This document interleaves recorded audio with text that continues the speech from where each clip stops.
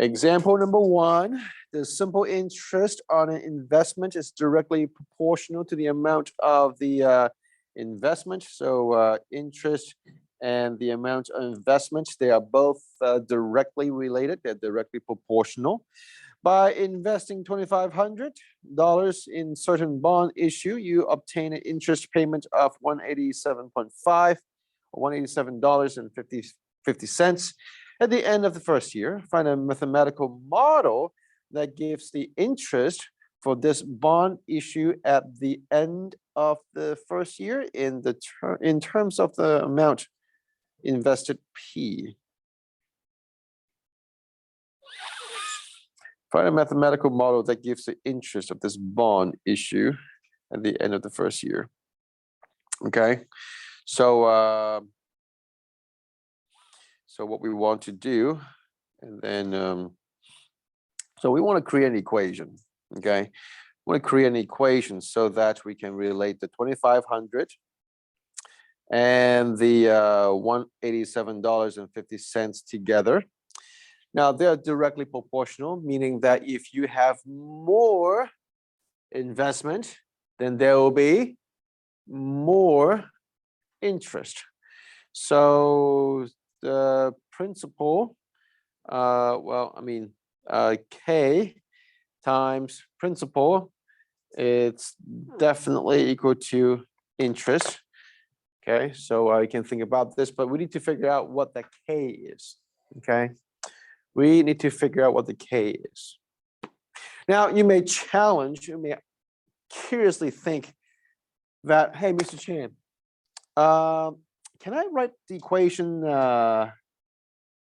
this way?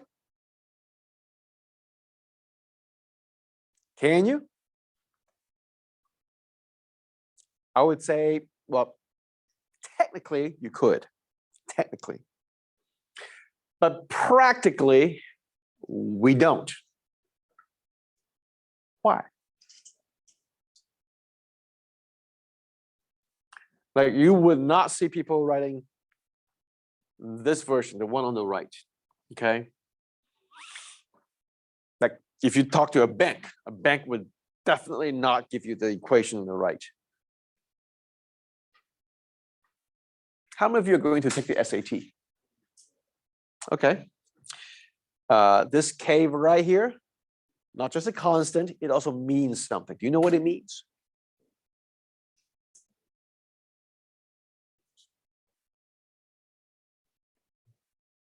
Interest rate. Okay. So you are multiplying it by a fraction of the principal that gives you the interest. So this is okay. I'm not going to count you wrong. You can still find out what the K is, but the K is not really that meaningful. So that's why we always use this version, the one on the left. Okay. The interest is the principal times the interest rate.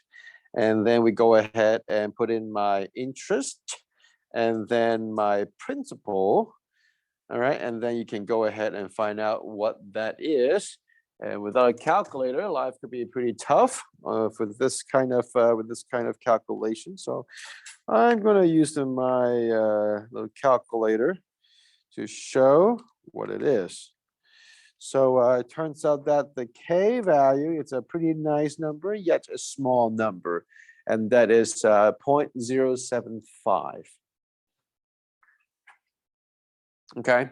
So therefore, now this is the thing. When we ask you to create this model, your final answer is interest, which is unknown. We'll just use a variable to represent it, 0.075 P. That is your model. Okay. You need to find out what the K is in order to present a model. You can't really have a model if you have an unknown K. Okay, we're good. All right, so let me just extend this a little bit. If it's 0.075, how do you translate this to a percentage?